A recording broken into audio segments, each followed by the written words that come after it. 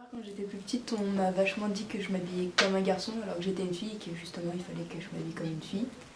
Et en grandissant, j'ai vu ma sœur qui elle prenait vraiment ce côté, ce style de garçon. Et quand je l'ai vue faire ça sans se poser des questions vis-à-vis des avis des autres, bah, ça m'a permis à moi aussi de avoir le style que j'ai qui est plus masculin que féminin. Bah, je me suis fait influencer par les gens que j'apprécie, enfin les gens qu'on suit même sur les réseaux sociaux en fait, par exemple. Après, est-ce que je me suis fait influencer par des gens de mon âge? Sincèrement, je pense pas. Au début, j'avais surtout une appartenance, on va dire, j'aimais bien avoir un style en particulier, genre métalleux, punk, un peu, ce genre de style-là. Et après, essayer d'avoir mon propre style, même en ayant enfin, comment dire, pas des références, mais des influences. Après, moi, j'ai pas non plus un style extravagant possible, mais si j'ai envie de mettre un truc, je le mets. Avant, j'étais plus genre le regard des gens, machin et tout, genre je m'habillais super simple parce que j'aimais pas, genre je me suis dit elle va me juger, machin, si je m'habille comme ça. Et vu que j'ai changé de fréquentation, bah, j'ai changé de... Genre maintenant, mes potes ils s'en foutent, genre ils me disent ah ouais c'est cool comment t'es habillée et tout machin, quand je fais des trucs plus originaux, donc je me gêne pas. Oui, je pense que j'ai commencé à avoir un style assez prononcé à partir de la 5e, lorsque j'ai commencé à porter un corset médical, donc, pour ma scoliose. Et je sais pas, j'ai eu envie de changer, genre de me différencier des autres et de laisser parler on va dire, mon imagination. Ouais, le fait d'avoir les cheveux longs, au début, c'était un peu compliqué à imposer à la famille, aux amis. Genre, pour moi, une fille ne doit pas forcément porter des robes, des jupes ou quoi.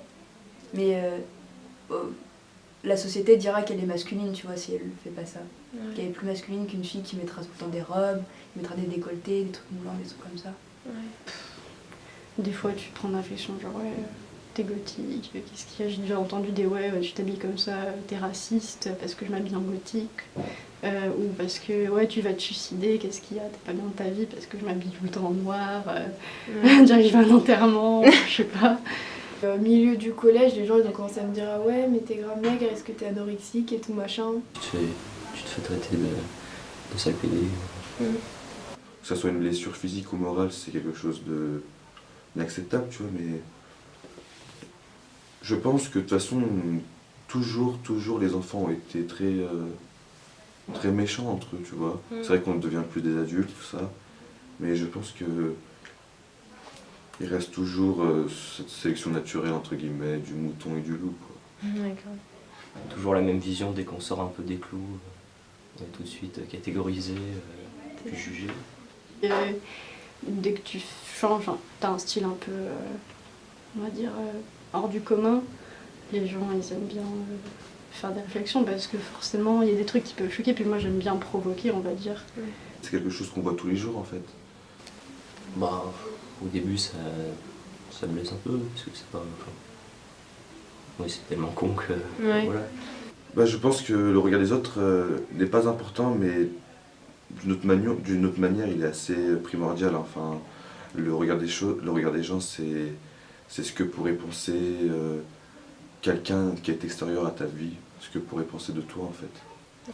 Après justement, c'est aussi un moyen, le style, de voir qui sont tes vrais amis, qui c'est qui t'accepte tel que tu es. Il faut pas s'adapter en fonction des autres, c'est aux autres de s'adapter en fonction de toi. On porte des vêtements pour se plaire à nous, pas pour plaire à d'autres. Donc. C'est primordial en fait. Quand on croise une personne dans la rue, on la voit seulement, on lui parle pas. Et malgré tout, on n'est pas forcément obligé de lui donner un jugement, tu vois. Mais on sait à quelle classe sociale elle se rattache, on sait ce qu'elle fait, on sait si c'est une étudiante. Ouais, c'est vrai. C'est ce que je veux dire. Ça, de toute façon, les gens ce qu'ils pensent, en vrai, moi je m'en fiche. Enfin, ça fait toujours un coup, des fois, tu te prends de la réflexion, c'est sûr ça fait chier, mais ça m'empêche pas de m'habiller comme je veux, hein, vraiment.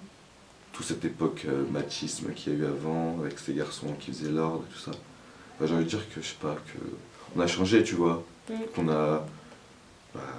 on n'a pas forcément changé, mais c'est juste qu'on a réalisé. Enfin, moi, c'est vrai que moi, j'ai une mère et tout ça, c'est elle qui m'élève.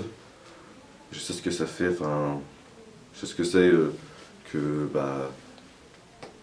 D'être une femme. Ouais, d'être une femme, entre guillemets, ses faiblesses, puis ses joies, puis les comprendre, et puis voilà, quoi. Voilà. Bah, merci.